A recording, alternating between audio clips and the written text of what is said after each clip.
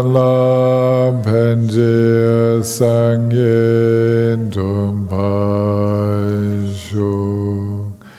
sem chen tam jen devan dan deven junan dem ban junjik dunan jin junan devan junjik Dune memben devan dam badam endevan junjik Nidin chandan nidan javentanam sembolanem panjunjik Sem chantam jen devan dan deven junan dem panjunjik Dunen jin junan devan junjik Dunen mempen devan dam padam endevan junjik Nidin chandan nidan javentanam sembolanem panjunjik Sem chantam jen devan dan deven junan dem panjunjik Dunen jin junan devan junjik Dunen mempen devan dam padam endevan junjik Nidin chandan nidan javentanam sembolanem panjunjik Penden savelam ponche Dangen chevom penden shunlam Kajen chempen gonen jesonte Koson tonging en rom saldose.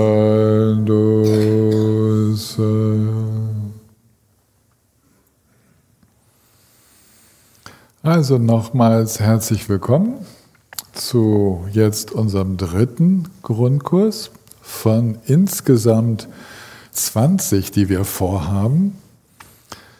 Klingt wie eine gigantische Nummer, Ausbildung könnte man sagen, und ergänzt die Jahre, die wir uns bereits mit dem Mahamudra befasst haben. Ihr wisst ja so, für mich und wahrscheinlich auch für viele von euch, ist so die Praxis des natürlichen Seins, also das möglichst offene, natürliche Sein ist so das Herz des Ganzen. Ja? Also natürliches Sein bedeutet dann, dass sogar Subjekt, Objekt, diese Trennung wegfällt. Also dass wir wirklich einfach so sein können, ohne überhaupt noch eine Trennung, eine unnötige Distanz im eigenen Geist zu erzeugen. Das ist so das Herz des Ganzen. Und so manche würden sich freuen, so das Herz des Ganzen einfach mal so in den Alltag transportieren zu können und dann möge doch bitte Mahamudra sich jetzt in meinem Geist ausbreiten. Ja, und da gibt es gewisse Hindernisse, wenn wir das so, dann merken wir, ja, es geht nur bis an Grenzen und dann geht es nicht so leicht weiter. Irgendwie die Praxis stagniert. Ich komme so eine gewisse Entspannung, eine gewisse Offenheit, komme ich hinein und dann merke ich, ich bin jetzt seit Jahren eigentlich so an einer, ja, eigentlich immer im selben Bereich unterwegs, ohne dass sich wirklich etwas weiter öffnet. Und das hängt mit der Einbettung unserer Praxis zusammen. Das ist kein Fehler an der Mahamudra-Übertragung, sondern liegt daran, dass wir uns um anderes in unserer Praxis nicht ausreichend gekümmert haben. Also da fällt euch mal sicher einfach ein, dass wir noch nicht so richtig hingeguckt haben bei bestimmten emotionalen Mustern und dass die im Untergrund kräftig aktiv sind, dass wir uns noch nicht unseren Ängsten zugewendet haben. Dass wir aber auch, und das wird stark Thema dieses Kurses sein, dass wir in ich-bezogenen Mustern unterwegs sind, wo wir immer noch relativ respektlos mit der Welt umgehen. Also mit unseren Nächsten, mit Tieren, mit Pflanzen und überhaupt dem ganzen Planeten Erde. Also wie ist denn das eigentlich so, die Mahamudra-Praxis des natürlichen Seins? Wie kann die sich denn entwickeln? Und da braucht es Hingabe. Hingabe an diese erwachte Dimension. Ja, wir können sie auch die göttliche Dimension nennen, das ist durchaus okay. Dieses zutiefst gesunde und heile in uns und in allen Lebewesen. Und es braucht eben auch Hingabe nicht nur an eine abstrakte Dimension, sondern konkret an diejenigen, denen wir begegnen. Also Hingabe zu den Menschen, das nennt man dann Mitgefühl. Hingabe zu den Tieren, Hingabe, ja, diese Öffnung, diese Bereitschaft, uns auch auf Pflanzen und Gewässer und Berge und Täler und Himmel und dergleichen einzulassen, ja, die Ozeane. Also Mahamudra wächst und gedeiht in einem Feld, wo unser Herz wirklich auch sich durchgehend öffnet. Durchgehend. Und nicht mehr zwischendurch in diese Ich-Zuckungen so geht. Ja, jede Ich-Zuckung, die bewirkt wieder so ein Schrumpfen der inneren Weite, die wir eigentlich erleben, wenn wir so im Mahamudra unterwegs sind. Aber diese Ich-Sorge, diese Ich-Angst, diese Ich-Will, diese Ich-Will nicht, diese ganzen, ja, das bewirkt immer wieder eine Verengung des inneren Raumes. Und um diese Verengung des inneren Raumes geht es, wenn wir jetzt dann mal so die sogenannten Grundlagen des Dharmas uns angucken. Was bedeutet eigentlich Zuflucht? Was bedeutet Bodhicitta? Was bedeuten diese 10 heilsamen Handlungen? Und ja, wozu gibt's die eigentlich? Die stehen ja manchmal so ein bisschen unerklärt im Raum. Ja, also die in einem Standardbuch, wie jetzt von Gampopa, der kostbare Schmuck der Befreiung, wenn man da kommt da eins nach dem anderen und das folgt so mit einer gewissen Logik aufeinander, aber richtig erklären tut es einem keiner. Ja, also so, worum es eigentlich geht. Es geht darum, Hindernisse fürs Erwachen auszuräumen. Hindernisse und um auch das Wort wieder zu übersetzen, Hindernisse dafür, ganz natürlich frei und mitschwingend in dieser Welt unterwegs zu sein. Darum geht es eigentlich. Und das hat sich über die Jahrhunderte, so in bestimmten Methoden niedergeschlagen, in bestimmten Leitlinien. Also der Erfahrungsschatz wurde kondensiert und überschaubar in Gruppen und dargestellt und mit Nummern versehen. Ja, wie der 8-fache edle Pfad, den wir schon gehabt haben, oder die 3 Schulungen. 3 Schulungen, was war das noch? 3 Schulungen. Wisst ihr noch, was die 3 Schulungen waren? Shila, Samadhi, Prajna, ja? Heilsames Verhalten, geistige meditative Stabilität und Weisheit. Ja? Also man kann auch Ethik, Meditation, Weisheit dazu sagen. Also wir kommen noch drauf. Ich mache jetzt eine kleine Wiederholung. Ne? Da war doch was. Und so wurden dieses Wissen darum, wie eine gesunde Entwicklung stattfindet, das wurde kondensiert. Und was toll ist, weil es sich dadurch unterrichten lässt. Wenn etwas so auf den Punkt gebracht wird, lässt sich es unterrichten. Aber immer wenn wir es unterrichten, dann müssen wir diese kondensierten Punkte, die müssen wir wieder entblättern. Also es ist wie wenn wir da so Samen hätten, die jetzt dann aufgehen müssen. Und einiges davon haben wir uns ja schon angeschaut. Wir werden jetzt damit weitermachen. Und dass es uns so entblättert wird, das geschieht nicht in den Büchern. Also heutzutage vielleicht, wo es möglich ist, so unendlich lange Bücher unheimlich schnell herzustellen, ja, aber wer liest denn die? Eigentlich ist es im mündlichen Kontakt. Ja, eigentlich wird dort der Dharma so enthüllt, ja, so. Es ist wie wenn wir ein Konzentrat hätten, was man eigentlich trinken könnte, aber es ist ungenießbar, solange es nur Konzentrat ist. Es muss ordentlich Wasser dazu, ja, und das Konzentrat muss aufgehen und dann wird es nahrhaft, ja, dann wird es zu etwas Stimulierendem, Nährendem und so. Und so ist das mit dem Dharma auch. Ihr könnt euch die Dharma-Unterweisung in den klassischen Werken, also ganz besonders zum Beispiel der Mipam Kejuk, also das Tor zum Verständnis der Panditas. Wie hat das der Heiko übersetzt, das Buch? Das Tor des Wissens ist eine alte Name dafür. Ja? Tatsächlich bedeutet der Titel das Eintrittstor in das Verständnis von jemandem, der die Wirklichkeit genau kennt. Ja, so. Und das ist ein Abhidharma-Buch und darauf nehmen wir ja manchmal Bezug. Aber das ist so entsetzlich komprimiert, dass die meisten Leute nach einer Seite, 2 Seiten, 5 Seiten sagen, nee. So, und es wieder weglegen.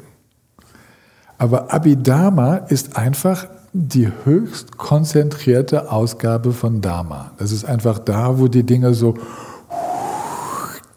zusammen kondensiert wurden und dann transportabel sind durch die Jahrhunderte. Ne? Alle beziehen sich auf diesen Mipam Kejuk oder auf Abhidharma Samuccaya oder auf den Abhidharma Kosha. Das sind so typische Abhidharma-Werke, auf die wir uns beziehen, wo der Riesenschatz des Dharmas so komprimiert wurde. Und das fing schon unmittelbar nach dem Ableben des Buddhas vor 2500 Jahren fing dieser Prozess an. Offenbar war Kasyapa der Übeltäter, also der berühmte Mahakasyapa. Der war der Erste, der solche Zusammenfassungen des Dharmas gesprochen hat, nicht geschrieben hat, um es den weniger geübten Schülern zu ermöglichen, einen Überblick über die Lehren des Buddhas zu bekommen. Weil das sind so viele, dass einem die Zeit gar nicht reicht, das alles zu lesen und zu hören. Und wir machen in diesem Dharma-Grundkurs etwas, dass wir einzelne dieser Themen, die Themen, die ich für besonders hilfreich halte und natürlich auch andere Lehrer für besonders hilfreich halten, dass ich die Themen mal auf eine zeitgemäße Art und Weise so entblättere und sozusagen das Konzentrat mit ein bisschen Wasser, mit ein bisschen viel Wasser versehe, damit es genießbar wird. Das ist so, was wir eigentlich tun in diesem Grundkurs. Und ich bin jetzt gerade so dabei, euch nochmal zu erklären, worum es in diesem Grundkurs geht. Und zwar in 20 Kursen gibt es pro Kurs 10 Module und in jedem dieser Module gibt es ein paar Unterthemen. Wir haben also auch dieses Mal wieder in dieser Woche werden wir 10 Module haben. Das sind jeweils die Module, die ich unterrichte.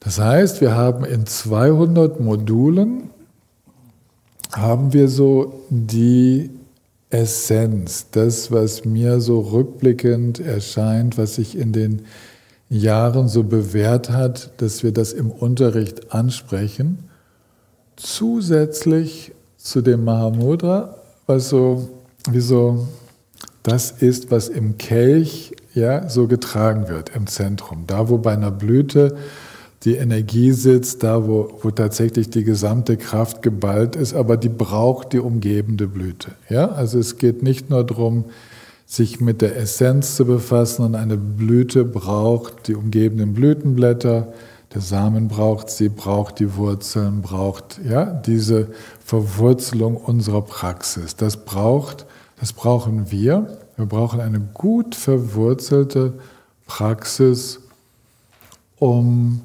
dann auch die Früchte des Mahamudra erfahren zu können. Darum geht es. Das war mir nochmal ein Anliegen, das werde ich wahrscheinlich jedes Mal machen, immer nochmal daran erinnern, wofür treffen wir uns hier eigentlich? Und das immer der erste Nachmittag ist natürlich der Moment, wo das dann wieder mal so zusammengefasst wird, immer wieder neu. Ich komme mir immer vor, als hätte ich es noch nie erklärt, aber das ist einfach der Bonus der Vergesslichkeit. Und wisst ihr, wenn ich jetzt so denke, wie sich Praxis gut entwickeln kann, dann möchte ich erstmal noch vom letzten Kurs möchte ich euch daran erinnern an diese 3 Schulungen. Das hört sich ja so an, als ob man Weisheit nur verwirklichen kann, wenn man auch Samadhi hat, also tiefe meditative Stabilität. Und diese tiefe meditative Stabilität, die kriegt man nur, wenn man ein heilsames Verhalten hat. So ist die normale didaktische Logik. Ja? Heilsames Verhalten ist die Basis.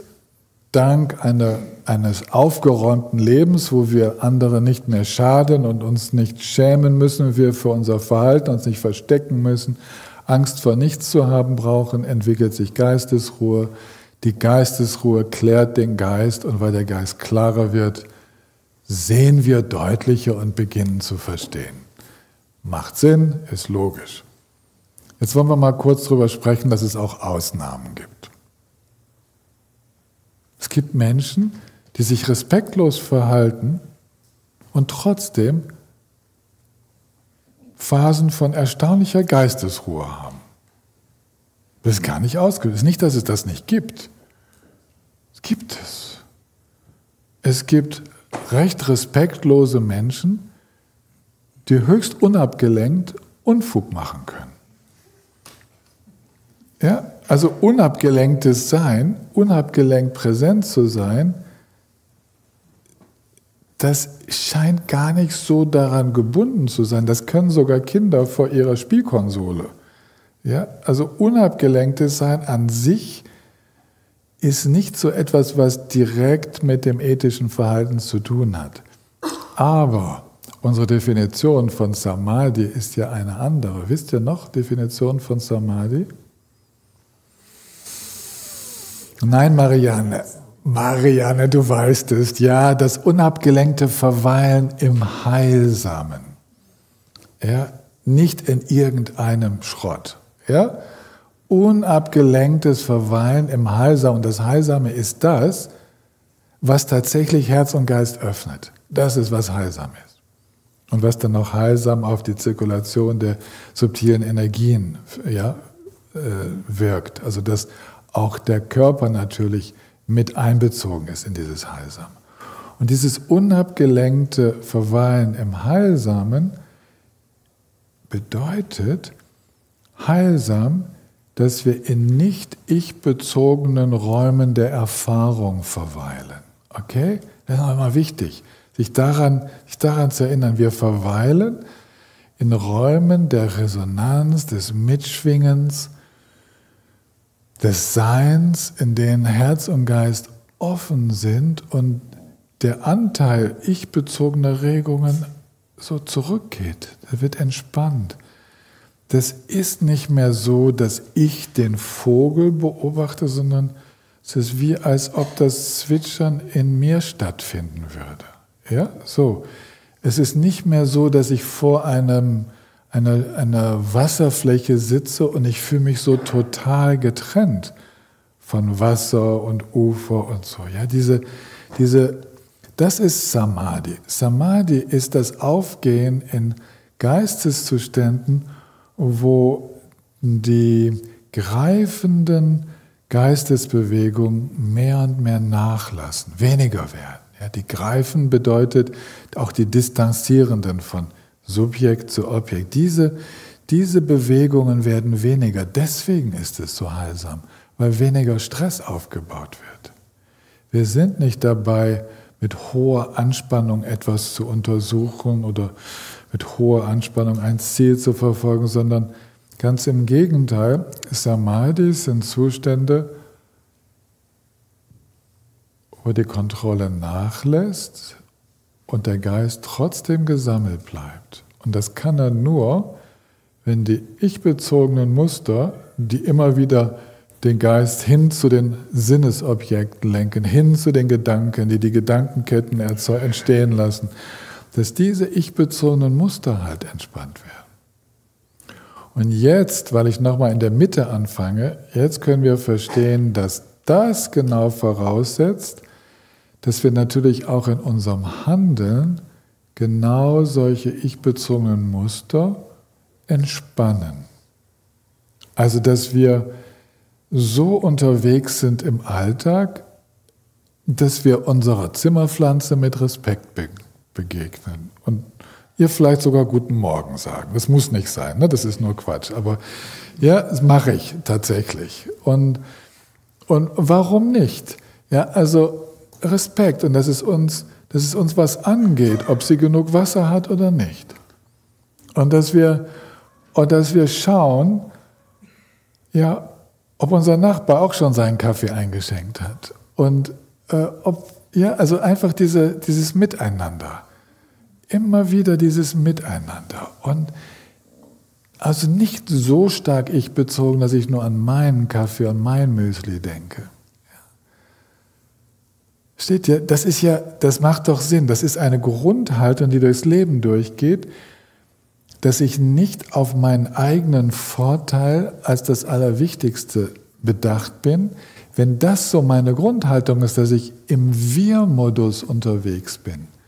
Ja, dieser Wir-Modus ist das, was wir dann die heilsamen Handlungen nennen. Das ist der Wir-Modus. Dass ich überall, wo ich unterwegs bin, in diesem Wir-Modus erlebe und es selbstverständlich wird, für mich so, also dass ich eigentlich gar nicht mein morgendliches Wasser trinken kann, wenn ich nicht vorher meine Pflanze gewässert habe, wo ich gerade gemerkt habe, hat schon 10 Tage kein Wasser gekriegt, habe den Finger reingelegt, das ist ja ganz, ganz trocken. Da kann ich nicht erst trinken und dann die Pflanze kommt zuerst. Versteht ihr? Diese Haltung, das ist normal. Das ist nichts Unnormales, das ist unsere normale Sensibilität. Und die darf sich ausweiten in alle Bereiche unseres Seins hinein. Und das wird Shila genannt. Shila, dieser Ausdruck, dieser Sanskrit-Ausdruck, der ja mit heilsamem Verhalten oder Ethik oder manchmal leider auch mit Disziplin übersetzt wird. Shila bedeutet auf Sanskrit, wisst ihr es noch? Nee, ne? Echt nicht? Keiner? Doch, Marianne, ich weiß, du weißt es. Klar. Also, wisst ihr noch, dass das kühlend wirkt? Shila wirkt kühlend. Shila ist eine Einstellung im Sein, die kühlend auf die Hitze der Emotionen wirkt. Ja, diese Hitze der Emotionen. Und da wird Shila mit dem Schatten eines Baumes in der Mittagssonne verglichen. Ja? Und diese Art, also heilsames Verhalten eben als Grundlage für Mahamudra bedeutet ein Verhalten, das nicht mehr die Emotionen anheizt,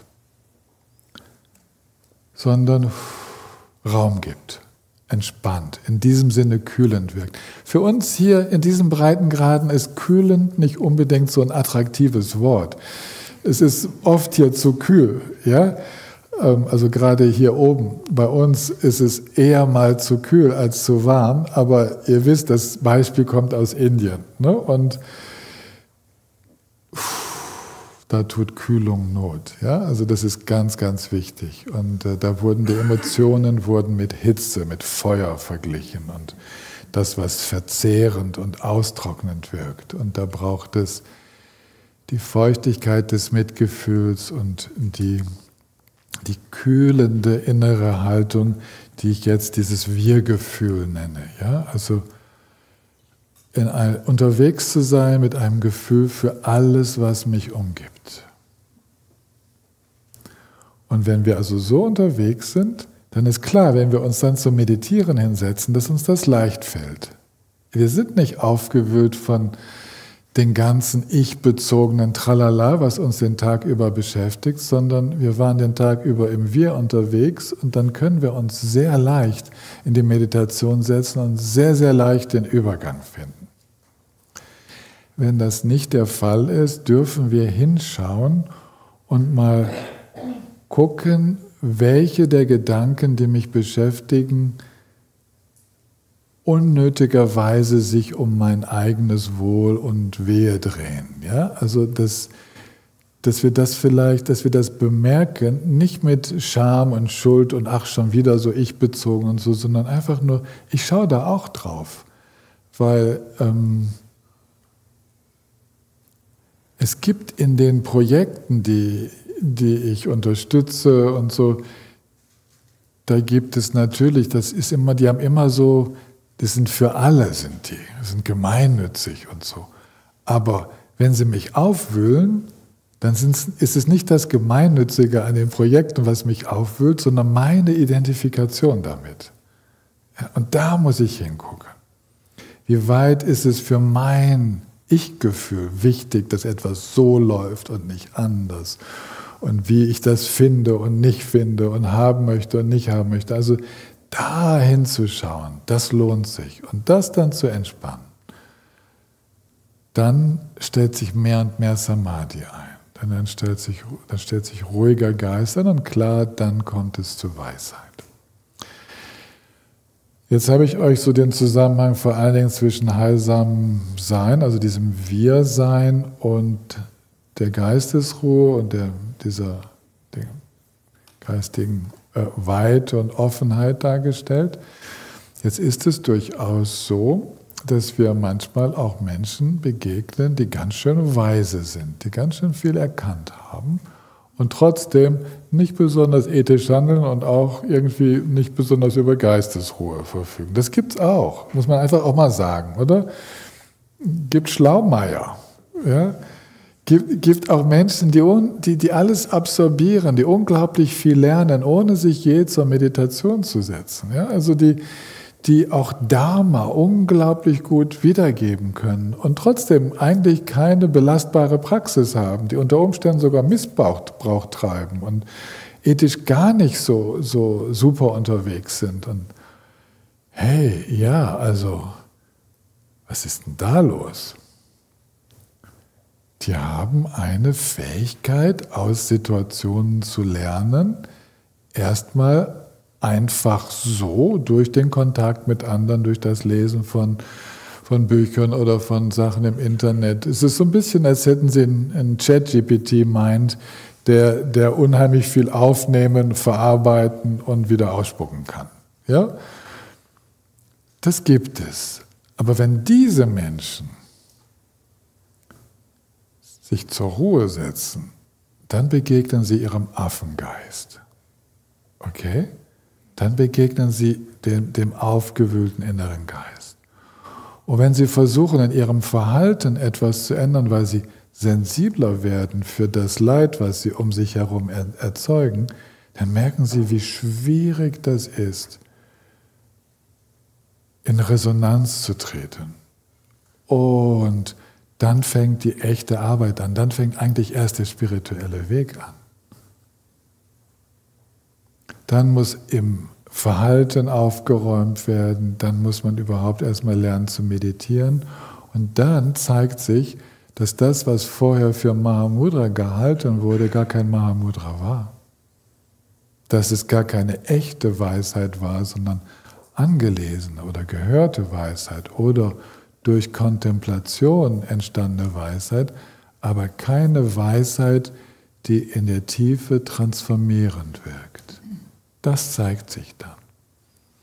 Und so ist das zu verstehen mit diesen 3 Schulungen. Die sind nicht so platt, dass man einfach so sagen kann, das eine ist die Grundlage und darauf kommt das nächste und dann kommt das. Und das muss immer so sein, sondern es gibt Anzeichen für eine spontane Fähigkeit, zum Beispiel zu meditieren oder ein großes Seinsverständnis, gibt es, auch ohne dass zum Beispiel das Fundament im heilsamen Verhalten so stabil wäre. Gibt es. Aber es hat alles Auswirkungen darauf, wie authentisch, wie rein tatsächlich dann diese Seinserkenntnis ist und vor allen Dingen, wie transformierend sie ist. Weil wenn sie wirklich transformierend ist, dann entsteht von selbst tiefe Geistesruhe, also tiefes, ja, die Möglichkeit, unabgelenkt im Heilsamen aufzugehen. Und von selbst hört man auf, hört Mensch auf, anderen zu schaden und so. Dann wirkt es auch wieder runter. Ja? Dann wirkt es aus dem Erfahren des So-Seins in die anderen Bereiche hinein. Dann merken wir, dass die sich wechselseitig verstärken. Ja, das ist eigentlich so der Punkt, wo ich hin wollte. Es wirkt von unten nach oben und von oben nach unten. Und dann könnten wir ja auch gleich einen Kreis machen, oder? Dann lohnt es sich, die Geschichte im Kreis darzustellen. So wie wir das mit dem 8-fachen edlen Pfad gemacht haben. Ja, kennt ihr den noch? Ja, da nicken doch ein paar. Womit fängt denn der edle 8-fache Pfad an? Was ist denn das erste Glied? Ansicht, genau. Die rechte Sicht. Wisst ihr, die rechte Sicht, wenn ihr das den 3 Schulungen zuordnen würdet, welche der 3 Schulungen wäre das? Prajna, es fängt mit Weisheit an, genau. Ja, der sogenannte 8-fache Weg fängt mal schon mit einer ganzen Portion Weisheit an. Weil ohne diese grundlegende Weisheit würde ich mich gar nicht auf den Weg machen. Was ist denn das zweite Glied? Die rechte Absicht, ja, auch Motivation genannt, manchmal Gesinnung genannt, je nachdem, welche Übersetzung wir in der Hand haben. Da geht es um die Herzenseinstellung, die Absicht, die Motivation, das, was uns motiviert. Wo gehört das hin? Auch Weisheit, ja, das kann man sagen. Motivation, diese Art Motivation ist ein Ausdruck von Weisheit, aber tatsächlich, hat jemand Ausdauer gesagt? Ja, Ausdauer ist jetzt nicht eine von den 3 Schulungen. Du bist jetzt bei den Parameters. Nee, tatsächlich gehört es auch nicht zur Ausdauer. Es gibt uns natürlich Ausdauer, wenn wir so motiviert sind. Tatsächlich würde diese Motivation unter Shila gehandelt. Also unter dem, was uns natürlicherweise einstimmt zu heilsamem Verhalten. Ja?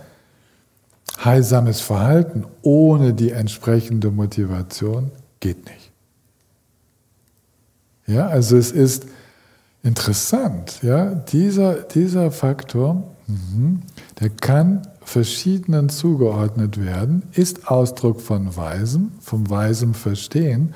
Das weise Verstehen hier ist, dass wir alle zusammengehören, dass wir uns nicht lösen können aus dem abhängigen Entstehen, dass wir alle miteinander in wechselseitiger Abhängigkeit unterwegs sind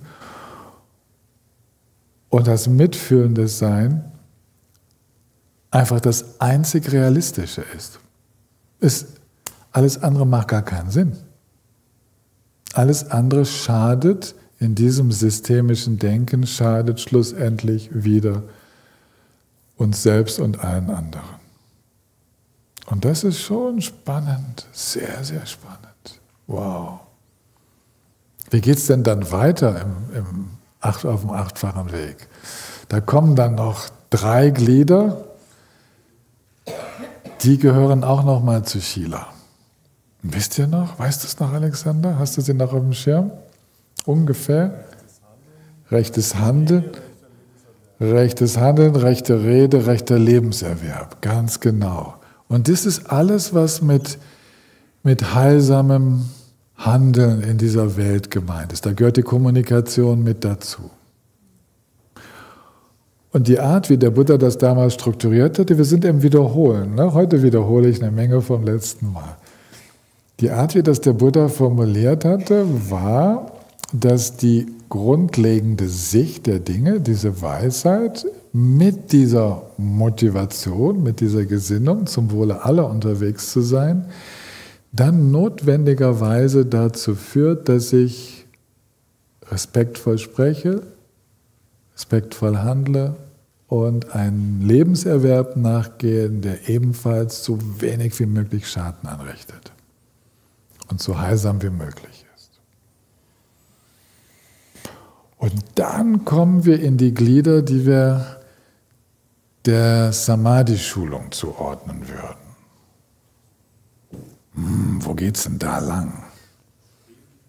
Ja, was habe ich da? Rechtes Streben, genau. Dann kommt die Motivation in einer anderen, die kommt dann in einer anderen Form wieder. Das ist das Streben. Und hier geht es jetzt um die Ausrichtung tatsächlich auf Geistesruhe und Einsicht. Ja, dieses Streben, die Ausrichtung tatsächlich auf das Heilsame So-Sein, aus dem heraus dann die befreiende Erkenntnis wächst. Und diese klare Ausrichtung, dieses Streben ist als sechstes Glied, ist Ausdruck des zweiten Glieds und des ersten. Ja, das ist so, wo diese dann ineinander greifen und sich jetzt aber ganz konkret in der Meditationssitzung darauf beziehen, worauf richte ich beim Meditieren und Kontemplieren meinen Geist. Herr Rudolf, wenn wir schon bei dir sind, dann kannst du auch die nächsten beiden noch sagen. Richard, Verzeihung, Richard. Achtsamkeit. Und dann kommt Sammlung, dann kommt Samadhi, genau. Achtsamkeit und Sammlung sind die nächsten. Und die gehören alle zur Schulung in Samadhi.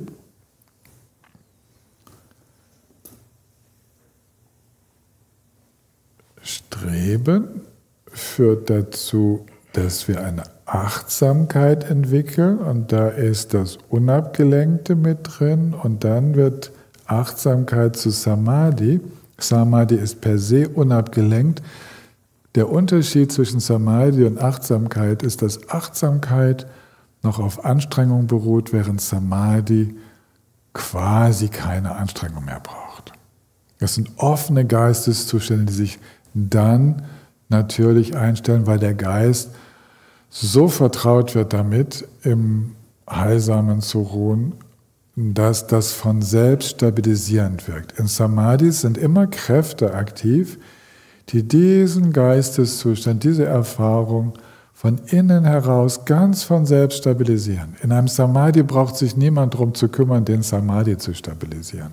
Das ist nur bei den etwas flatterigen Eintrittsstufen noch der Fall. Im eigentlichen Samadhi ruht der Geist in sich selbst, in der Dimension, wo er gerade Zugang hat, also wo es gerade möglich ist, sich hinein zu entspannen.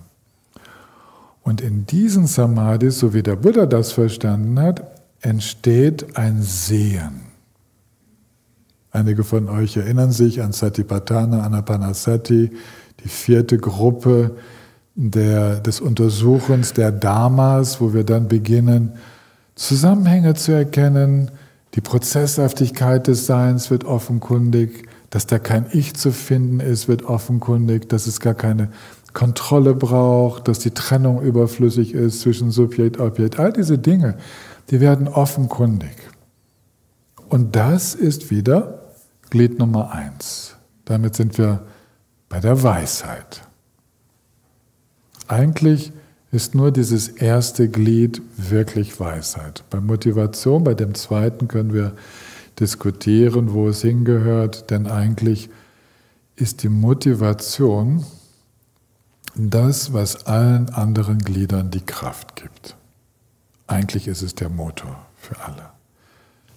Vielleicht hast du deswegen, irgendjemand hatte ja von Ausdauer gesprochen, vielleicht hast du das auch damit gemeint, dass das sozusagen der Impulsgeber für den ganzen Rest ist.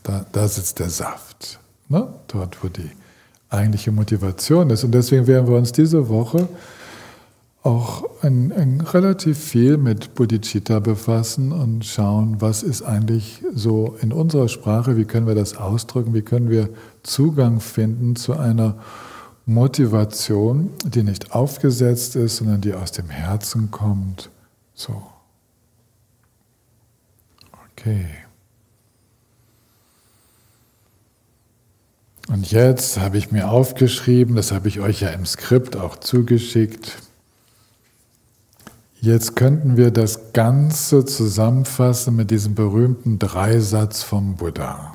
Also ein Satz mit 3 Nebensätzchen, in dem wir sagen, was ist eigentlich die Lehre? Der Buddha wurde gefragt, was ist eigentlich deine Lehre? Und darauf hat er mit einem Satz geantwortet, der 3 Teile hat.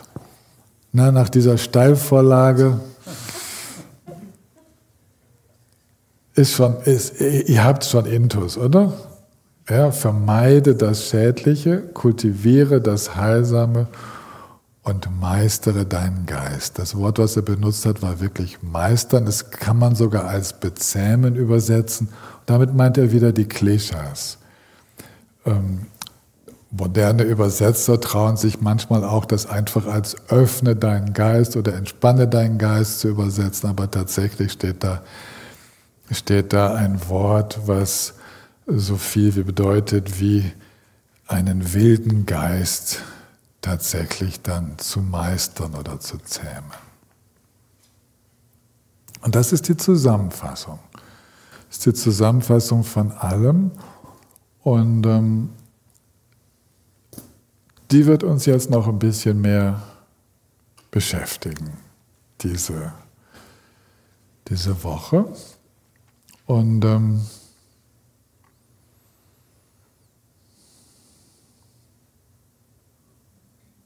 jetzt machen wir erstmal eine Pause. Eine Viertelstunde Pause. Es geht um 4:10 geht's weiter. Und dann gibt es noch ein bisschen mehr zu dieser Einführung.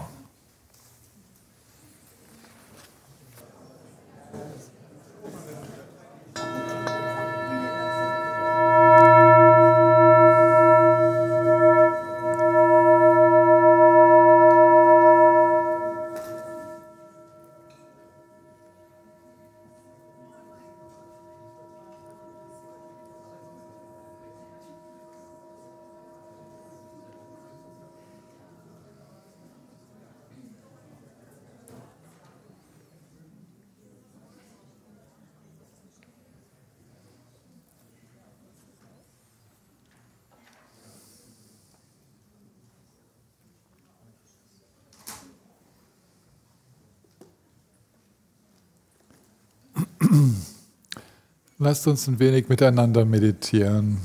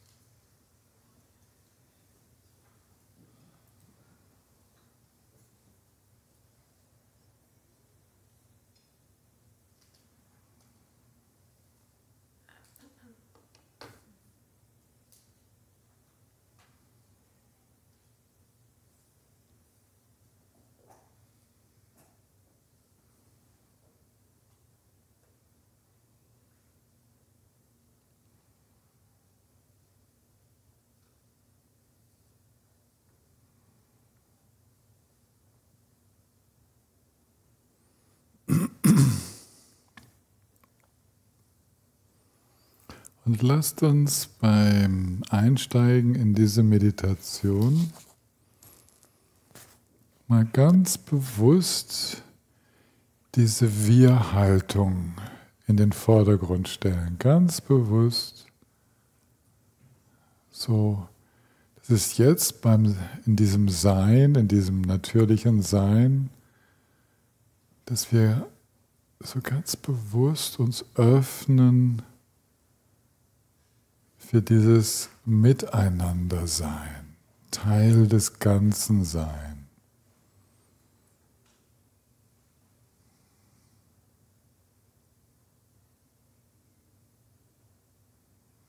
Also ganz in diesem Raum sein, auch wenn wir vor einem Bildschirm sitzen und dann über die Räume, die wir sehen können,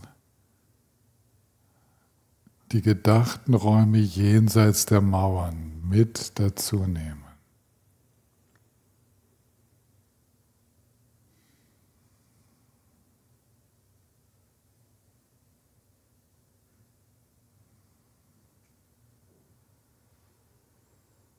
Den Raum oberhalb des Daches hinzunehmen, unterhalb des Fußbodens.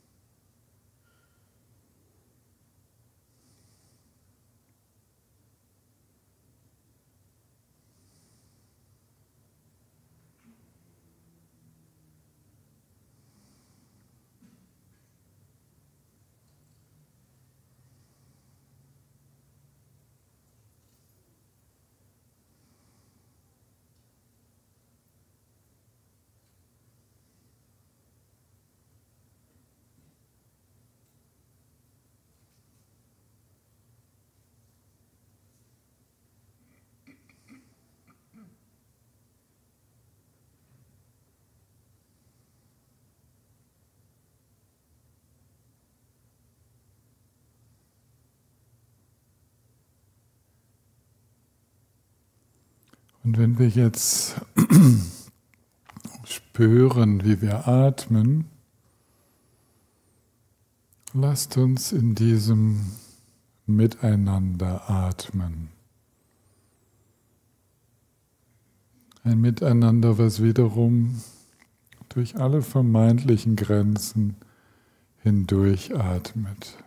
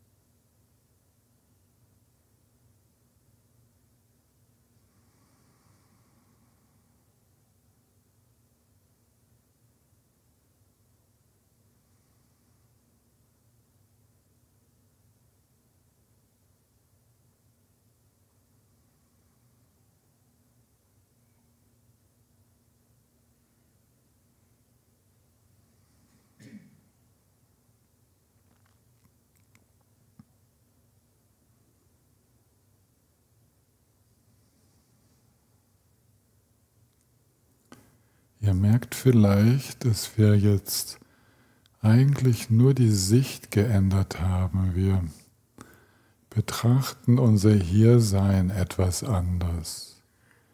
Hiersein, atmen, ohne Grenzen zu verfestigen. Wir haben noch gar keine Motivation entwickelt, irgendjemandem etwas Gutes zu tun. Das brauchen wir auch gar nicht.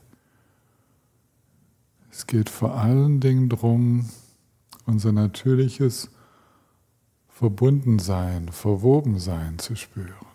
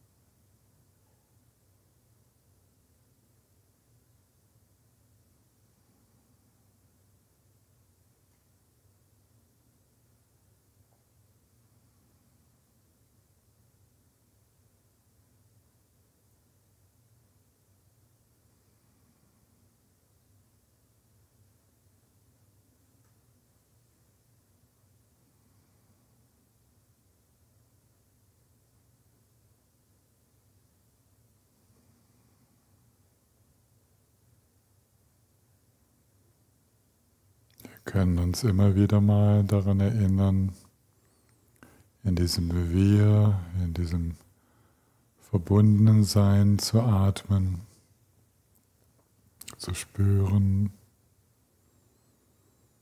Räume zu entdecken.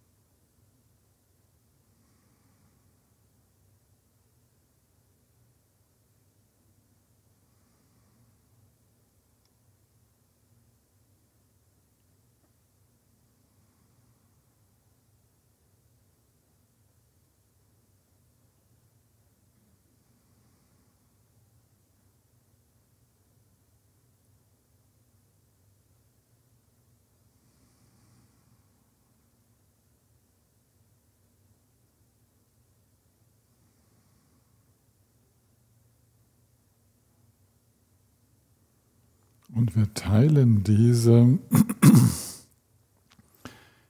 Weite des verbundenen Seins mit allen. Und wenn wir so auf unsere Gedanken achten, dann merken wir ja, dass immer wieder so Gedanken hineingespült werden, die gar nichts direkt mit diesem Erleben jetzt hier in diesem Raum zu tun haben, sondern die durch die Tagesnachrichten zu uns kommen.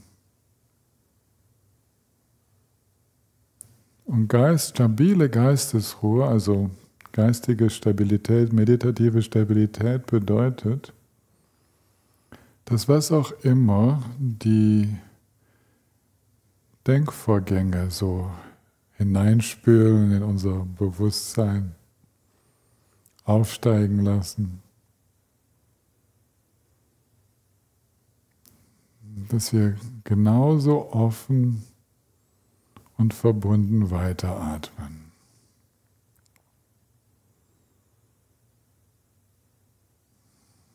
Welche Assoziationen auch immer das auslöst, Wenn ich an den gerade verstorbenen Papst denke oder das gerade verstorbene Kind im Gazastreifen oder einen russischen Soldaten oder einen hungernden Menschen oder Menschen, die sich freuen, die genießen.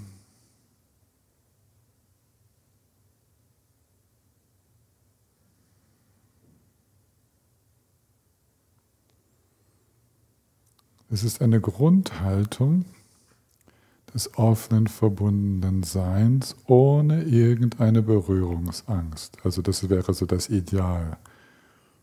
Da dürfen auch Diktatoren in unserem Geist auftauchen. Da dürfen ganz sympathische Menschen auftauchen.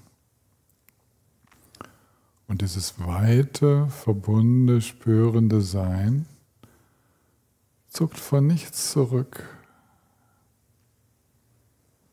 Es darf alles in diesem weiten, sehr heilsamen Geist auftauchen. Es ist sehr wohltuend, so ohne ablehnende oder ergreifende Reaktionen zu sein. Und dabei hilft es uns, immer weiter zu atmen. Wenn es notwendig kommt, wir einfach auf das Atmen zurück.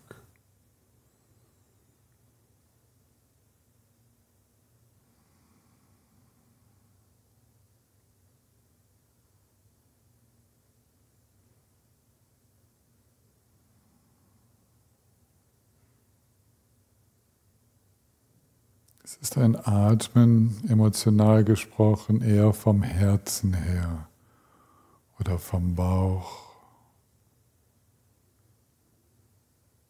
Aber es spricht nichts dagegen, auch zu spüren, als würden meine Augen, meine offenen Augen atmen. Als würden die Ohren mit dem Hören atmen. Es würde unser Bewusstsein, in dem diese Gedanken auftauchen, als würde das Bewusstsein atmen.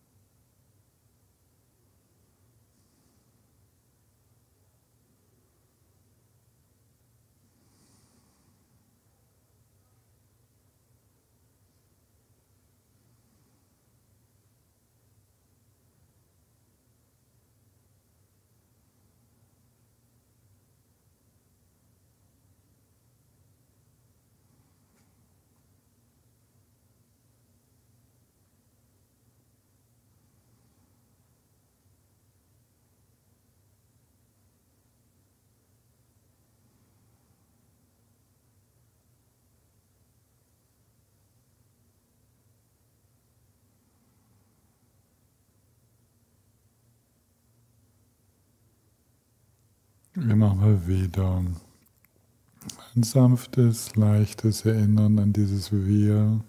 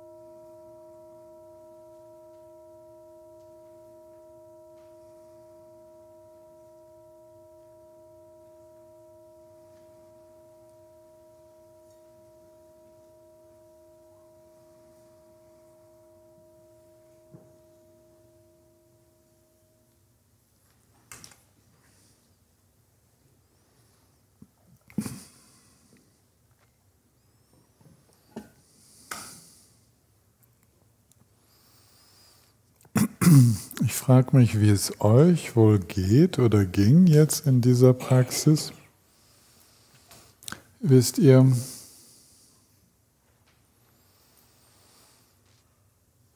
für mich ist es so, dass der Geist genauso gut zur Ruhe kommt in dieser Weitung, ins vermeintliche nach außen gehen, in dieses Verbundensein, kommt er genauso gut zur Ruhe, wie wenn ich nach innen gehe. Ja, also es gibt ja auch den entgegengesetzten Prozess, aus den Sinneswahrnehmungen raus, sozusagen in den inneren Raum gehen und im inneren Raum ruhen. Ich habe euch jetzt immer wieder so angetippt, so ein bisschen so erinnert, jenseits dieser Grenzen zu gehen, ins Verbundene Sein, ins Wir. Und war das für euch auch möglich, darin eine Ruhe und Sammlung zu erfahren? Du nickst. Gibt es für andere, für einige auch? Nicken doch jetzt viele. Ich möchte das mal so vermerken oder vielleicht ein bisschen unterstreichen. Geistesruhe und Weitung und Öffnung, die können zusammengehen. Okay? Geistesruhe ist nicht unbedingt etwas, was wir innen finden müssten. Irgendwie mich noch weiter lösen von den Sinneseindrücken, mich noch weiter lösen vom Bewusstsein, dass es andere um mich herum gibt. Tatsächlich ist es möglich, das alles einzuladen und verbunden zu sein und verbunden zu bleiben und darin eine Weite und Ruhe zu erleben.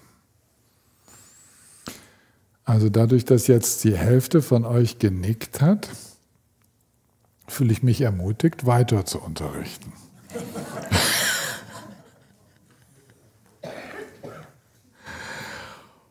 Und ich möchte euch auf noch etwas hinweisen.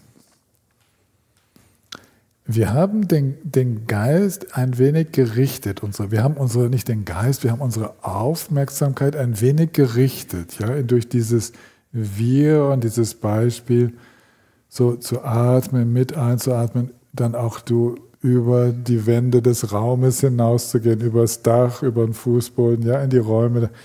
Das waren ja kleine Hinweise, so ein bisschen visualisieren, so ein bisschen erspürend unterwegs sind, aber es geht nicht darum, irgendwas hinter den Räumen zu visualisieren, sondern nur überhaupt mal so wie die Antennen auszustrecken in Räume jenseits des unmittelbar Sichtbaren, des unmittelbar Hörbaren. Etwas, was wir ständig mit unserem Denken tun.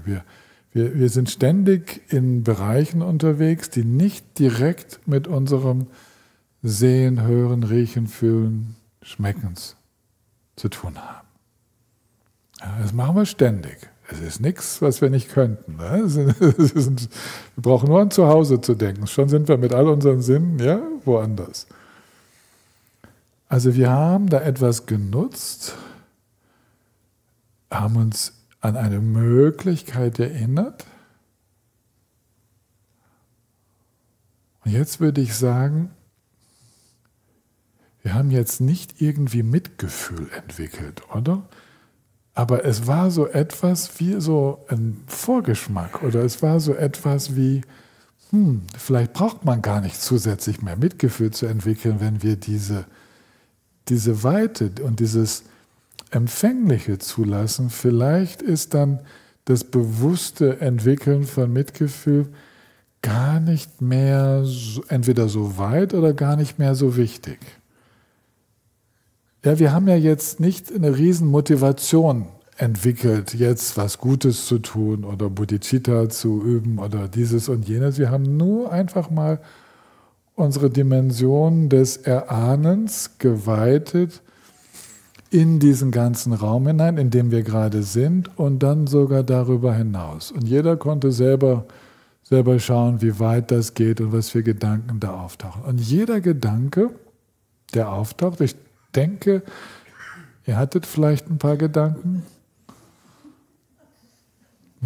Okay, gut, ich nehme euer Lachen nämlich mal als eine Bestätigung, dass ihr ein paar Gedanken hattet. Diese Gedanken, die nehmen wir wieder in dieses verbundene Sein hinein.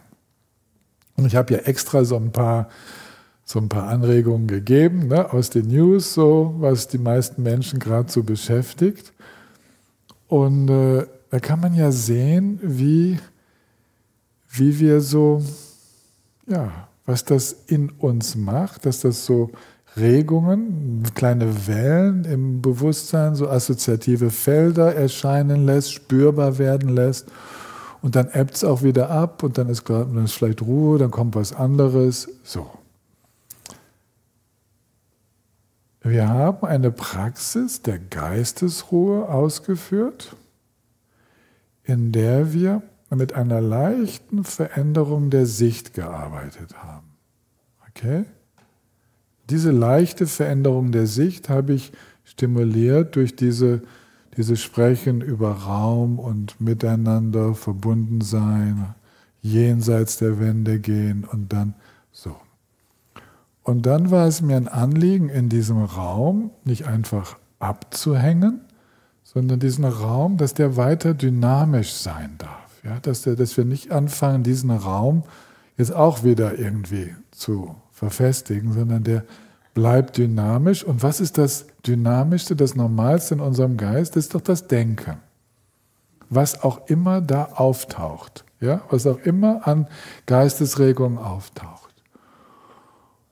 Und dann habe ich versucht, euch gelegentlich zu erinnern, alles, was kommt, in diesem Wir, in diesem Miteinander und in diesem verbundenen Sein zu spüren. Und nicht in die Trennung zu gehen, ins Ablehnen, was eine Form, ja, der Trennung ist. Und das Greifen ist auch eine Form von Trennung, weil ich greife nur nach dem, wo ich mich getrennt von fühle. Ja. Ob ich jetzt freudige Erfahrungen im Geist erlebe oder gerade schwierige Bilder vor meinem inneren Auge auftauchen, alles lässt sich irgendwie in diesem verbundenen Atem durchatmen. Wir brauchen da gar keinen Unterschied zu machen. Wir brauchen nicht die Sicht zu wechseln, bloß weil andere Inhalte auftauchen. Und wir merken das und wir merken, dass es sich löst, wir merken, dass es gut tut. Das ist schon der Aspekt der Weisheit, der sich da zeigt. Wir bemerken, dass wow, eigentlich fast anstrengungslos geht. Ich brauche nur eine kleine Erinnerung daran, weit zu bleiben, nicht in die Trennung zu gehen und schon wird alles, was auftaucht, ein wenig leichter. Darf ich kurz mal nachfragen, ob das stimmt, was ich gesagt habe? War es ein wenig leichter als sonst? Also als im Normalfall? Ja, okay. Also das ist, was man eine hilfreiche Sicht nennt. Eine hilfreiche Sicht ist eine, die bewirkt, dass wir im Erleben eine gewisse Leichtigkeit erleben, dass es leichter wird, dass Dinge einfach so sein können und sich einfach so auch wieder lösen, ohne dass wir viel zu tun brauchen. Da sind wir mit einer hilfreichen Sicht unterwegs. Und manchmal habe ich bei all dem Mühe, dann noch zu unterscheiden, was jetzt an dem ist Gesinnung oder Motivation. Das wäre das zweite Glied im achtfachen Faden. Was ist jetzt Sicht? Ist es denn nun Weisheit oder ist es Mitgefühl, was gerade da praktiziert wird?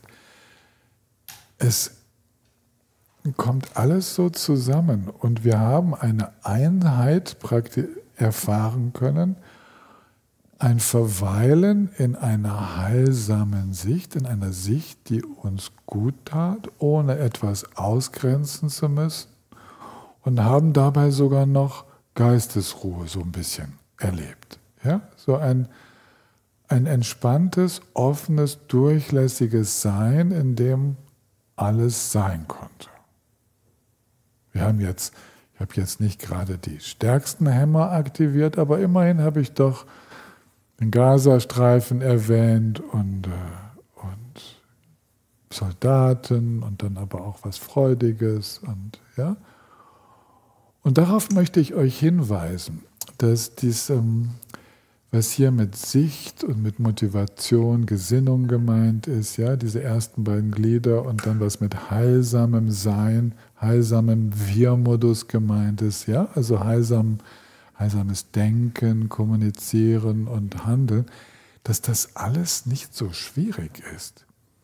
Das sind eigentlich nur kleine Verschiebungen in der Art, wie wir in der Welt unterwegs sind. Das ist man könnte auch sagen, eine Haltungsänderung. Ob die jetzt auf Weisheit oder Mitgefühl beruht oder einfach eine Sicht ist.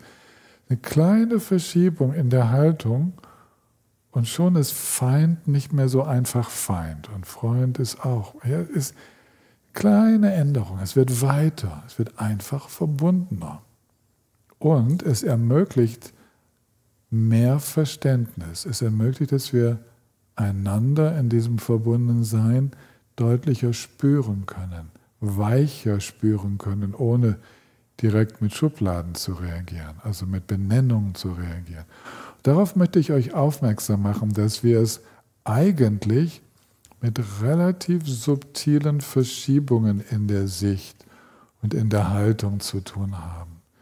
Das ist nämlich manchmal so, dass wenn wir den buddhistischen Weg oder überhaupt irgendeinen spirituellen Weg darstellen, dass das manchmal so klingt wie: Hier bin ich mit meinem ich-bezogenen Sein und da entwickle ich das Mitgefühl und da bin ich als Bodhisattva, Bodhisattvi unterwegs und das sind so, wow, es wirkt wie ganz entgegengesetzte Welten. Und auch wenn Menschen mit mir über die Krisen sprechen und was in der Welt so an Herausforderungen los ist, und dann ist man so in einer Sichtweise unterwegs, wo der Fokus sehr stark auf diese Herausforderungen und Krisen gerichtet ist. Und es braucht nur ganz wenig. Es ist nicht der totale Gegensatz, den es braucht, sondern es braucht nur so ein kleines Verschieben der Haltung, dass wir in diesem Sehen und Kontemplieren der Krisen oder der Herausforderungen, dass wir in dieses Miteinander verwoben sein gehen, dass wir auch einfach einen stärkeren Realitätsbezug herstellen und merken, ja, und gleichzeitig ist so viel mitfühlendes Handeln in der Welt und so viel Verständnis und so viel Unterstützung und. Ja? Derselbe Soldat, der eben noch geschossen hat, der wird im nächsten Moment sich um seinen angeschossenen Kollegen kümmern und wieder im Mitgefühl sein. Und wir merken, das ist nicht so schwarz-weiß. Ja? Diese Art des miteinander atmenden Seins schafft es nicht mehr, in schwarz-weiß zu denken. Es gibt nicht die Bösen und die Feinde und die Guten. Und es gibt, ja, wir merken, weil wir uns darauf einlassen, nicht in Schubladen zu denken und zu fühlen, und weil wir uns nicht zurückziehen, kriegen wir eine Vielschichtigkeit mit, die vielen Nuancen. Eigentlich könnte ich das jetzt mit Farben ganz gut ausdrücken. Also wir kriegen mit, wie viele verschiedene Farben das Leben hat. Ja? Guckt mal hier im Raum um mir, wie viele Farben es gibt. Ja? Also unglaublich viele Nuancen. Allein schon die Blautöne, die es gibt, und die Beige-Töne und so viele Töne von. Ja? Und das Leben ist genauso. Wir könnten es aber auch vom Hörsinn her ausdrücken, wie viele feine verschiedene Melodien und Klänge sich verweben im Leben, was da alles hörbar wird, wenn wir lauschend unterwegs sind. Also, ja, das ist mit diesem verwobenen Sein gemeint. Und das ist das Heilsame. Das ist, worum es dem Buddha damals ging. Das nannte er voll aufgehen in dieser wechselseitigen Abhängigkeit und wechselseitigen Bedingtheit, dass daraus das Mitgefühl entsteht. Darin entsteht die Weisheit. Da entsteht das Bewusstsein über die leere, nicht fassbare Natur alles Seienden. Ja, wenn wir das nicht mit einbeziehen, dann wird es schwierig. Aber wenn wir es mit einbeziehen und von Anfang an unsere Meditation darauf ausrichten, so in diesem Miteinander, mit allem unterwegs zu sein, dann wird es ganz leicht. Dann brauchen wir nur die Erinnerung in dieses offenere, etwas lauschendere Sein, in dieses etwas schauendere Sein, was so die Nuancen wahrnimmt, in dieses Spüren, wenn ich den Körpersinn nehme, ja, wenn wir den Körper spüren,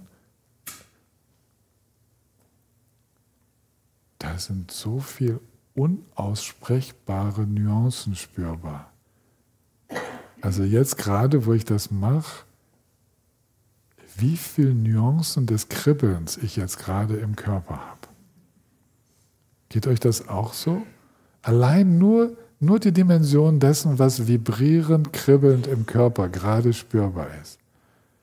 Meine Unterarme kribbeln anders als meine Fingerspitzen und die Rückseite meiner Hände und die Pobacken und überhaupt die Ellbogen sind ganz anders am Vibrieren und. Merkt ihr das?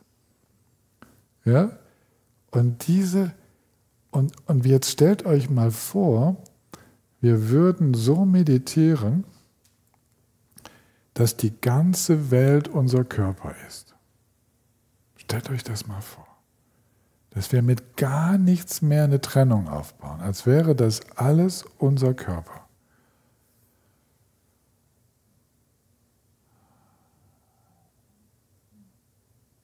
Als würde die Welt uns durchatmen und wir mit unserem Atem die Welt durchatmen. Wir würden nicht mehr diese Trennung aufbauen. Einfach nur perspektivisch. Ja? Allein schon hier im Raum das zu tun. Ja? Allein schon, dass wir hier im Raum miteinander so wach zusammen sind und es zulassen, vielleicht überhaupt mal zu denken, ja, ich könnte ja mal mit den Blumen atmen. Das lasse ich mich drauf ein, weil die machen nichts mit mir. Ja, ich kann ja mal mit den Blumen atmen oder mit dem blauen Tuch da unten oder also vielleicht mit etwas, was mich nicht gleich anspringt. Aber genauso, das meine ich, da trauen wir uns. Ja? Es braucht Mut, in dieses Miteinander zu gehen. Und unsere Welt krankt daran, dass zu wenige Menschen diesen Mut aufbringen, in diesem Miteinander unterwegs zu sein. Es gibt überhaupt keine Vorschriften, was wir dann zu spüren haben und was wir dann zu tun haben. Es geht nur darum, überhaupt einmal zu spüren, überhaupt einmal miteinander zu atmen.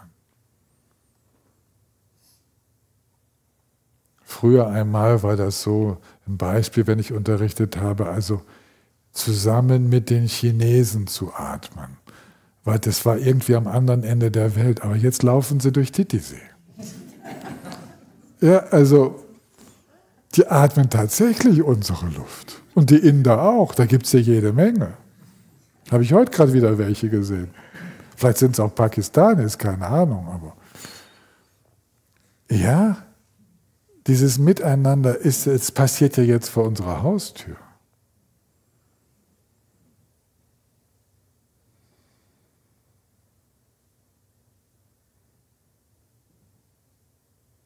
Und das ist ja, wir haben ja jetzt nicht einmal eine Motivation entwickelt. Merkt ihr, es ist keine große Sache. Wir haben nicht über Bodhicitta und ich muss dem anderen was Gutes tun, ich muss vielleicht das Leid der Chinesen einatmen und denen richtig gut was rüberbeamen und den Trump nehme ich mir auch noch vor und ja, was auch immer, damit wir die Welt irgendwie mit einer riesen Motivation zurechtbiegen und so. Geht's ja gar nicht drum. Hat niemand was von gesagt. Wäre vielleicht auch nicht hilfreich. Ist vielleicht gar nicht hilfreicher als dieses einfühlsame Spüren, ohne zu wissen, was wir tun sollen. Ohne, dass wir da schon einen Handlungsimpuls daraus ableiten müssten. Vielleicht gar nicht notwendig. Vielleicht ist es gut, eine Weile ohne Handlungsimpuls zu bleiben, ohne irgendetwas zu tun, bis das Spüren so eindeutig wird, dass sich daraus etwas ableitet. Was ich jetzt gerade mache mit euch, war nach der Einführung der ersten Stunde heute Nachmittag, wo ich diese 3 Aspekte Shila Samadhi Prajna, wo ich die so angesprochen habe, nochmal wiederholt habe, dass ich jetzt das Ganze noch viel mehr miteinander durchwebe, sodass ihr merkt, ja, das können wir wie 3 verschiedene Aspekte unserer Praxis nennen, aber eigentlich gehen da Einsicht, Sicht, Motivation, Heilsames und Geistesruhe, Sammlung, die gehen miteinander so eng zusammen. Das ist, ja, und für mich ist das faszinierend. Für mich ist das so ein Geschenk zu erleben, dass das, was wir den Dharma nennen, dass das eigentlich diese eine gemeinsame Essenz hat. Es geht um gar nichts anderes. Die großen Erkenntnisse von leerer Natur sind daran schon erhalten, von Nicht-Selbst sind daran erhalten, von abhängigem Entstehen ist daran enthalten, von Mitgefühl und Liebe als Motor der Welt sind daran enthalten, was auch immer. all die Erkenntnisse, die nennt, was ihr wollt, ist alles darin enthalten. Wir haben daraus ein Verständnis, wie Verstrickung entsteht und wie Leid in der Welt entsteht und wie Lösung und Erwachen entstehen. Es ist alles drin. Der Dharma ist super einfach. Okay? Das ist, was ich damit ausdrücken möchte. Einfach heißt aber nicht, dass er leicht fassbar wäre, sondern er ist subtil wie das, auf das ich gerade hindeuten möchte. Das, was wir vielleicht erahnt haben in der Praxis. Okay? So subtil und geht dann natürlich noch weiter in Räume des noch offeneren Erlebens hinein. Und aus dieser Resonanz, die in diesem ganz offenen, herzgefüllten Erleben entsteht, da entstehen dann all die Erkenntnisse. Dadurch verstehen wir Ursache und Wirkung, da verstehen wir, wie Leid entsteht, wie es sich auflöst, also die 4 edlen Wahrheiten. Ja? Also das entsteht alles daraus und es geht nur darum. Und wenn ich nämlich jetzt dann die nächsten Tage über das heilsame Handeln und so spreche, dann möchte ich gerne, dass wir dieses Grundverständnis, dass wir das mit hineinnehmen, wenn wir uns dann die 10 heilsamen Handlungen angucken und vielleicht ein bisschen was von den Bodhisattva-Gelübden und dieses und jenes. Ja? Wenn wir uns das angucken, dann geht es darum, immer wieder die eine Essenz zu entdecken. Das heißt dann irgendwie nicht töten, Leben fördern, Leben unterstützen. Ja? Das nimmt dann so, das sind so die Ausformulierungen so der einfachen Natur, die es dann annimmt, aber eigentlich geht es darum, so feinfühlig und im Miteinander unterwegs zu sein, dass Töten sowieso keine Option ist. Ja? Dass wir das spüren, dass wir den anderen so spüren, wie wenn es unser eigener Körper wäre. Eigentlich geht es immer wieder darum. Okay, das war es eigentlich für heute. Und dann lasst uns erstmal widmen und dann noch ein paar, sicherlich müssen noch ein paar Sätze zur Organisation gesagt werden.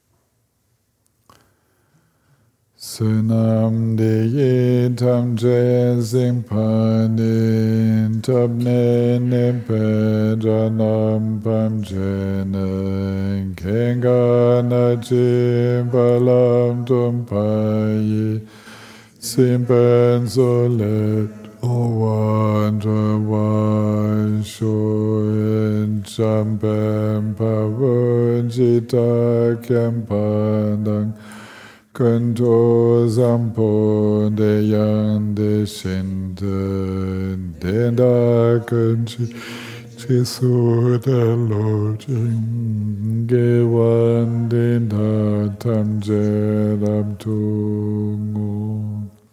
sangye kuson nem pen jen lam dan chene men ju dem pen jen lam dan Gendun Menschen dem Benjen Lam Jin Jin Dang O Waman Lam Jom Pai Sho.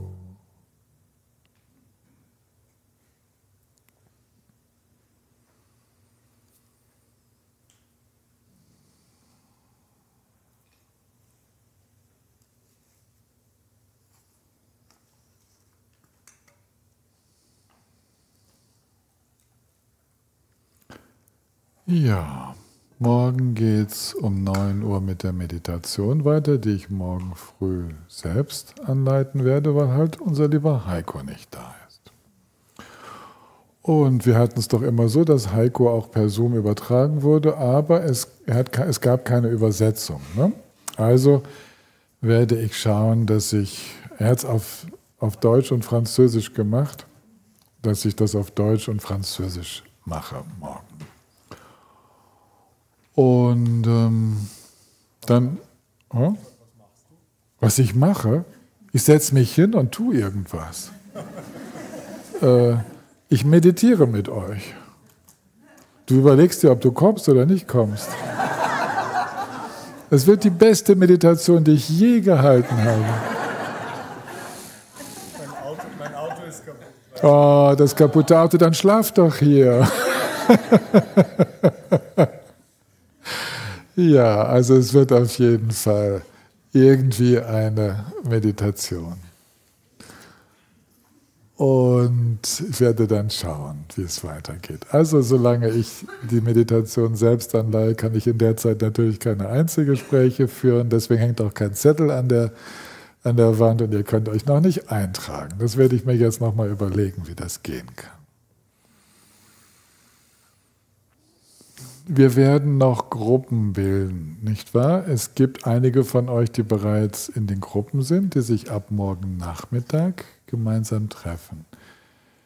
Wer möchte denn, also die Gruppen hier im Zoom, ihr müsst euch selbst finden, da könnt ihr noch ins Chat reinschreiben und eventuell irgendwo andocken. Also das können wir nicht leisten. Das könnt ihr selber, könnt ihr schauen, indem ihr da reinschreibt, wenn ihr für morgen Nachmittag euch verabreden möchtet, könnt ihr euch selber ein Date geben. Und da müsst ihr eigene Zoom-Adressen oder Teams-Adressen oder irgendwie eine WhatsApp-Gruppe oder irgendwie so etwas machen. Jemand bietet etwas an, der noch keine so eine Gruppe hat. Und hier im Saal, wer möchte denn noch eine Gruppe, zu einer Gruppe finden? Das sind ein paar. Okay, super. Ihr seid irgendwie so 6, 7. Trefft euch doch gleich mal hinten am Raum und macht ihr doch miteinander eine Gruppe. Ja? Ist doch wunderbar. Und wenn ihr irgendwo andocken wollt, dann fragt einfach eure Nachbarn, ob ihr bei denen andocken könnt. Aber ansonsten macht ihr, die ihr gerade gestreckt habt, weil ihr eine überschaubare Anzahl seid, macht ihr einfach eine Gruppe. Dann seid ihr alle auf demselben Level, weil ihr startet gerade und könnt euch miteinander austauschen. Das ist der Vorteil. Sonst kommt ihr in eine Gruppe hinein, die sich schon gefunden hat. Okay.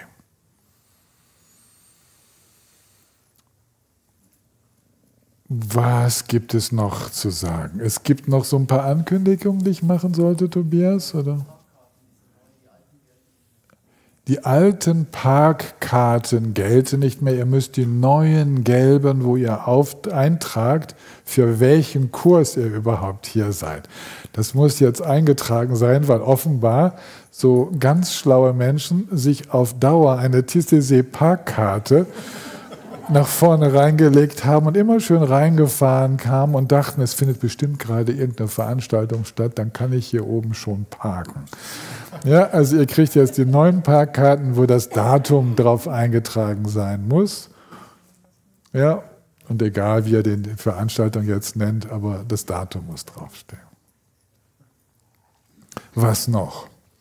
Wir mussten die Saalmiete schon wieder erhöhen, weil es reicht einfach nicht, also da kommt ihr nicht drum rum, diese 50 € Saalmiete, die muss jeder einmalig zahlen. Das ist einfach richtig teuer geworden, in Deutschland einen Saal zu mieten. Das ist jetzt nicht hier irgendwie die Grausamkeit der Kurverwaltung Titisee, sondern das ist überall anders genauso teurer oder noch teurer. Deswegen überlege ich mir schon, ob ich diesen Kurs nicht in den grünen Baum hole, bloß dann gibt es Unterkunftsschwierigkeiten und dann kann man nicht mehr so leicht essen gehen und so weiter. Also machen wir erstmal hier weiter. Ja, aber das schaffen wir doch. Jeder 50 € in den Topf da hinten. Unsere lieben Norbu-Frauen, Rike, Anja, Sabine, die haben ein Kartenlesegerät und da könnt ihr könnt mit Kreditkarte zahlen. Also, wir sind auf dem Weg in die Moderne. Das Schweizer Twint geht nicht in Deutschland Aber es geht eure Kreditkarte, die geht. Und damit könnt ihr den Büchertisch leer räumen.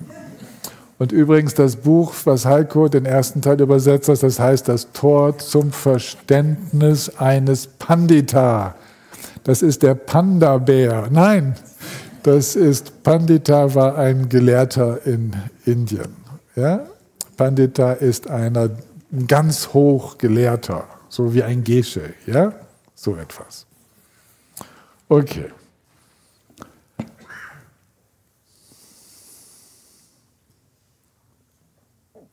Von eurer Seite aus irgendwie noch etwas, was ich klären müsste?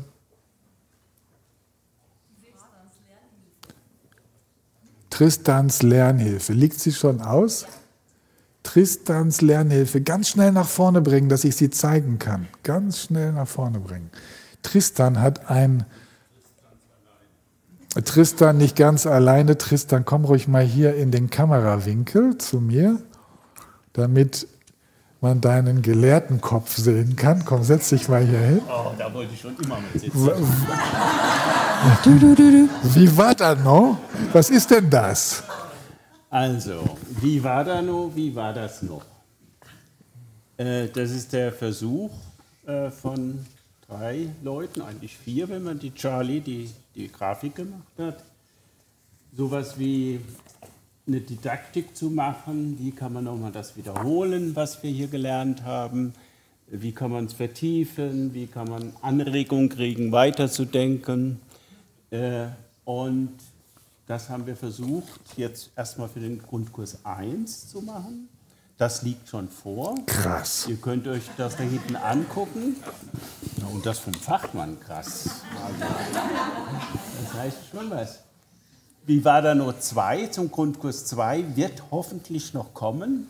Die Druckerei hat es zugesagt, dass es hierher schickt. Mal sehen, ob es noch da ist. Und wir sind natürlich auf eure Rückmeldungen angewiesen.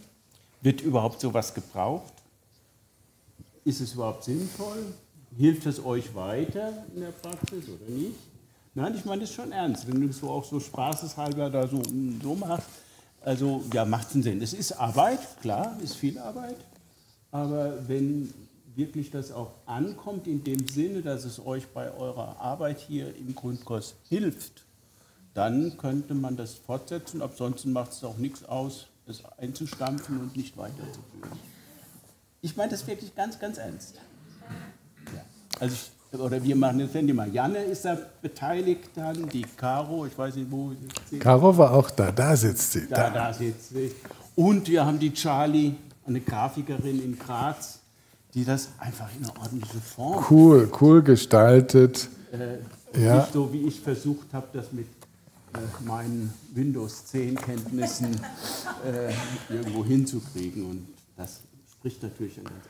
Also wie ich das so sehe, ist das ein richtig tolles Lernmaterial. Also man würde so sagen, das ist schon die Generation, die es jetzt nicht mehr gibt, super cool. Ne? Wenn ich das hier lese, was du dir und was ihr euch da für Gedanken gemacht habt, also der mittlere Weg, kreuze die richtigen Aussagen an. Man fühlt sich so richtig zu Hause, ne? In der Schule. Multiple Choice, aber dann geht's richtig los und dann der mittlere Weg ist der Weg des Nichtgreifens, weder das Angenehme festhalten noch das Unangenehme wegdrücken. Ist das der mittlere Weg? Oder es ist der Weg, auf dem wir die Worte, die uns auf dem Weg geholfen haben, schlussendlich hinter uns lassen. Das stimmt doch auch. Der mittlere Weg fasst die buddhistische Philosophie in ausgewogene Worte und Begriffe. Das kann ja sogar ich sagen, dass das falsch ist. Die Note gibt es erst zum Schluss. Ja. Also, und dann gibt es so 9, das ist fantastisch. Also allein damit in die Gruppen auch zu gehen, das könnt ihr allein zu Hause machen, das macht richtig Spaß. Und also, das war ein Traum von mir, solches didaktisches Material zu haben, was dann sogar noch den Grundkurs nachbereitet und auf so humorvolle und ansprechende Art. Also, Chapeau. Ne?